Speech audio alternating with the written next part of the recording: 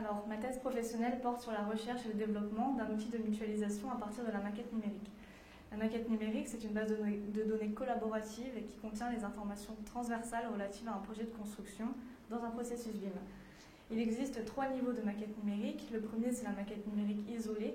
Dans cette configuration, chaque corps de métier va avoir une représentation individuelle de sa discipline. Dans le niveau 2, qui fait l'objet des incitations réglementaires, chaque corps de métier va renseigner les données relatives à sa discipline dans son logiciel métier. Et c'est ensuite un intermédiaire, comme le BIM Manager, qui va s'occuper de fusionner ces informations dans une même maquette numérique.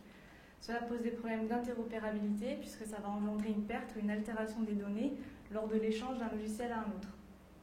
Ce problème d'interopérabilité est résolu dans le niveau 3, c'est la maquette numérique intégrée.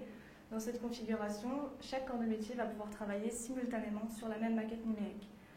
On retrouve cette problématique d'interopérabilité lorsqu'on veut exploiter une maquette numérique dans un logiciel de simulation énergétique dynamique, puisque la maquette numérique au modèle standard, BIM standard, va devoir subir des transformations pour être convertie en modèle analytique thermique et être ensuite exploitée dans un logiciel de SED via le format GBXML.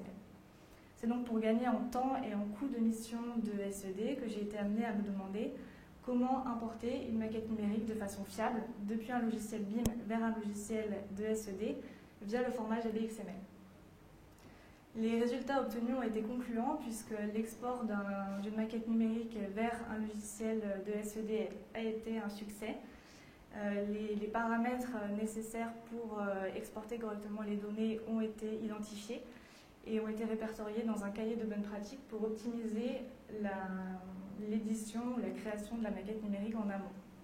Aujourd'hui, les développements qui restent à venir sont surtout logiciels pour optimiser le nombre et la qualité des paramètres échangés.